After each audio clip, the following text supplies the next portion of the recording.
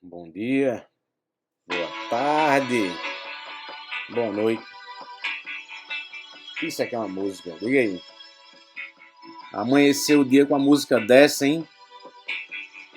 Ó, deixa eu até tocar mais um pouquinho.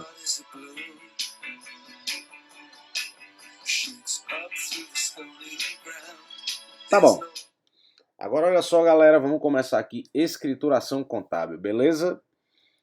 Uma das partes mais importantes, você aí que é do curso de contabilidade, tá? Para as outras áreas, vou aqui pegar meu código, deixar aqui do meu lado, tá? Para as outras áreas, ela não tem tanta importância, mas para o curso de contabilidade é de extrema importância. Olha só, aqui nós vamos misturar um pouquinho normas de contabilidade, tá? Não só aquilo que diz o Código Civil, mas expandir um pouco mais porque existem alguns erros, né, dentro do Código Civil em relação a balanço e a demonstração do resultado do exercício, e ele só se resume a isso. E a gente sabe que demonstrações contábeis e escrituração contábil não se resume somente a isso. Mas vamos lá. Vamos aqui começar direitinho. Quais as perguntas que a gente tem que responder depois desse vídeo? Quais as razões para se ter escrituração? Quem está obrigado? Quem está dispensado? Quais as características da escrituração? O diário é dispensado? Quais as características do diário? E quais os demonstrativos obrigatórios? Aí aqui nós vamos expandir um pouquinho, tranquilo? Razões estão aqui. Escrituração é uma radiografia da empresa. Inclusive, eu já falei para vocês no livro do professor Hendricks, né? Tem lá que uma das rainhas, né, Elizabeth, que já tivemos aí, ela diz: o que não está na escrituração contábil não está no mundo. Né? Temos aí Bill Clinton também, que faz um referendo à contabilidade. Contabilidade é muito forte nos países anglo-saxões. Então, olha só, uma imposição legal, a gente está estudando aqui o Código Civil, logo, se a gente está estudando o Código Civil, a imposição legal é direito. O direito exige escrituração contábil, essa de que existe uma dispensa na legislação fiscal. Quem segue, acredita que está seguindo, né, mas está indo contra leis maiores. Fiscalização tributária, que lucro real, via de regra, exige. Quem vai entrar em processo falimentar ou de recuperação judicial tem que ter escrituração contábil. Serve como prova judicial, tá certo? Via de regra, livros de contabilidade para questões aí societárias, né, de direito societário, são importantíssimos, entendendo que você não consegue bipartir, você tem que utilizar o todo. Olha só, outras razões, relações com terceiros, quer dizer, você sabe quantos terceiros estão envolvidos ali no capital próprio, o capital de terceiros mesmo, né? Todo mundo, as pessoas que estudam contabilidade entendem isso de uma forma muito tranquila. E gerenciar é o Cebolinha, né? Gerenciar a empresa, né? Gerenciar a empresa, que é uma das partes mais importantes, com os dados de contabilidade, você cria projeções futuras, você consegue, né, criar aí custos, preços, formação de preço e N possibilidades que você tem com esses dados de contabilidade. Aí vamos lá. Obrigados. Qual o artigo que trata disso? Né? Existe aí o capítulo exclusivo, eu acredito que é o capítulo 4, tá certo? Que fala da escrituração contábil. O artigo 179, tá certo? Ele vai dizer basicamente o que está aí. Olha só, o empresário e a sociedade empresária são obrigados a seguir um sistema de contabilidade, mecanizado ou não, com base na escrituração uniforme de seus livros, em correspondência com a documentação respectiva. Aí ele diz, lá no finalzinho, e a levantar anualmente o balanço patrimonial e de resultado econômico. Aqui existe um errozinho porque ele chama balanço de resultado econômico, que não é um balanço, né? É uma demonstração mesmo, porque na verdade a demonstração do resultado do exercício, né, se você for ver, ela não tem equilíbrio. A demonstração do resultado do exercício é uma diminuição da receita e despesa, e nós vamos ter lucro ou prejuízo. Então não é um balanço, não há um equilíbrio. São somas e diminuições que vão se equilibrar lá no balanço patrimonial. Tá bom? Qual é a exceção? Tá aqui, é dispensar das exigências deste artigo o pequeno empresário, tá certo?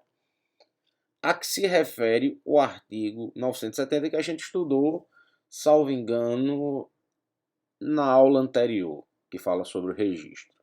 Tá? Então tá aí. Dispensado, mas não dispensado. Para mim, no meu ponto de vista, né? No meu ponto de vista, não existe realmente uma dispensa, né, técnica nesse sentido. E eu não consigo entender qual seria as demonstrações simplificadas ou que demonstrações você utilizaria se não fossem essas duas as demonstrações mais simples, né? Para a questão do pequeno empresário também. Lógico, existe aí o livro Caixa, pequeno empresário que não tem praticamente nada, pode utilizar como referência o seu livro Caixa, mas eu acho muito incipiente. Eu acho que quem quer ter um controle do patrimônio precisa de contabilidade. Aí vamos lá. Recomendação: o empresário e a sociedade empresária são obrigados a conservar em boa guarda toda a escrituração, correspondência e mais papéis concernentes à sua atividade, enquanto não ocorrer prescrição ou decadência no tocante aos atos neles consignados. Quer dizer, tudo que está ali você deve manter em boa guarda, inclusive porque é um princípio, né, uma restrição, né, entendendo que os princípios dentro de um normativo, né, ele caiu, mas o princípio em si continua lá, não precisa estar escrito, né? E uma das restrições é a restrição da objetividade e exige exatamente essa documentação. Boa guarda, via de regra, aí 5 anos, né? Os escritórios de contabilidade, via de regra, passam mais 5 anos com as documentações, mesmo que se desfaça do cliente, entendendo que enquanto não ocorre prescrição ou decadência desses documentos. Tranquilo? Aí você tem que olhar cada documentação, quais são os seus prazos, né? Se for fiscal ou não, se for documentações, né, que tem que não tenha tanto referendo no sentido de ter um órgão estatal, né, no meio envolvido, mas você tem que olhar aí as prescrições e decadências referentes a cada um. Aí vamos lá, autenticação. Salvo disposição especial de lei, os livros obrigatórios, se for o caso, as fichas, antes de postos em uso, devem ser autenticados no registro público de empresas mercantis. É interessante fazer essa autenticação, mesmo que agora muita coisa em relação à autenticação, né, tenha caído um pouco, considera as assinaturas dos contabilistas e dos advogados como autenticações, mas é interessante, às vezes, você referendar via órgão, eu não vejo nenhum problema você ir numa junta comercial e referendar todos os documentos, né? E o parágrafo único, a autenticação não se fará sem que esteja escrito o empresário ou a sociedade empresária que poderá fazer autenticar livros não obrigatórios. Aí você está vendo aí, mais uma vez, o artigo em si fala de quem só vai poder fazer ou só vai poder autenticar, ter esse referendo, né, quem está inscrito. Então, tem que estar registrado. Então, você está vendo aí que o registro, basicamente, é uma obrigação, né? É uma obrigação legal que você, enquanto empresário, enquanto sociedade empresária, não tem como o quê? Não exercer ou efetuar o quê? A inscrição. Tá? Você está vendo que até mesmo para fins de autenticação em um determinado órgão, no caso na junta comercial, você precisa estar inscrito, porque para o Estado você só vai ser reconhecido se houver o quê? Essa inscrição. Aí vamos lá. Requisitos da escrituração. A escrituração será feita em idioma e moeda correntes nacionais e em forma contábil, tá? Por ordem cronológica de dia, mês e ano, sem intervalos, em branco, nem entrelinhas, borrões, rasuras, emendas ou transportes para as margens. Isso era essa questão dos intervalos em branco, entrelinhas e tal. Isso era quando a escrituração era feita à mão, né? Existia livros de escrituração feitas à mão.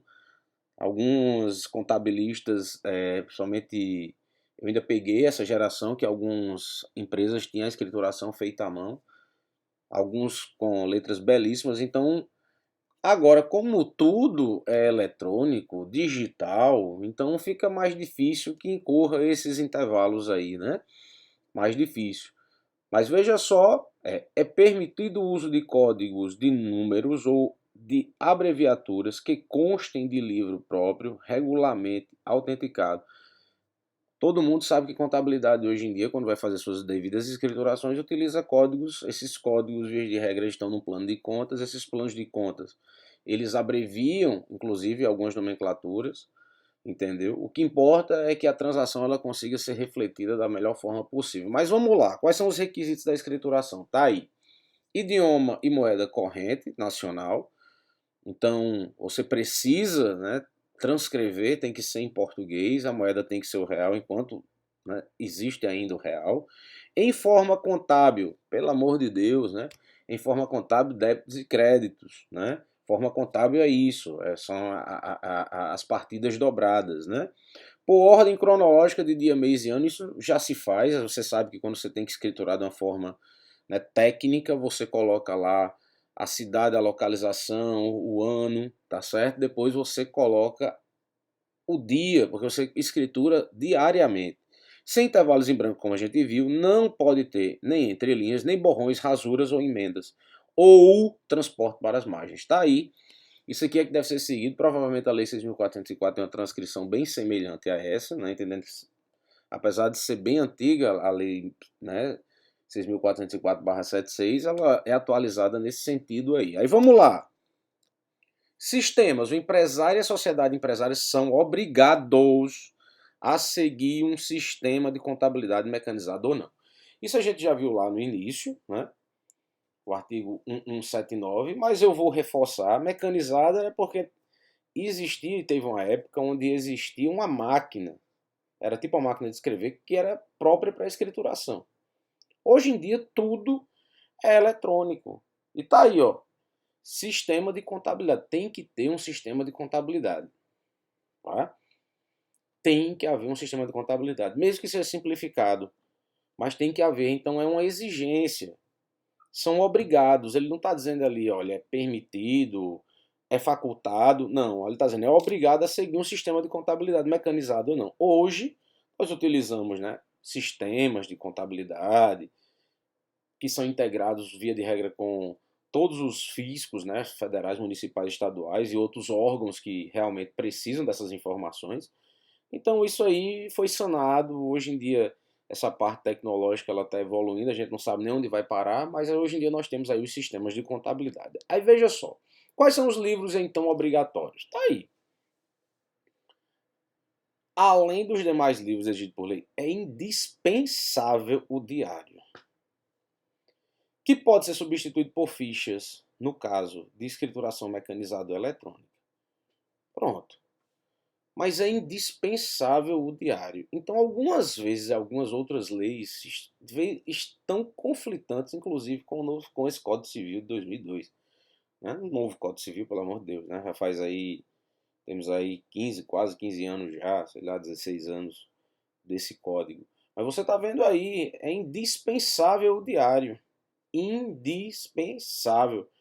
Não, mais uma vez, obrigatoriedade da contabilidade e é indispensável o diário. Então, essa história de que não, mas existem leis fiscais, ótimo, existem leis fiscais sim.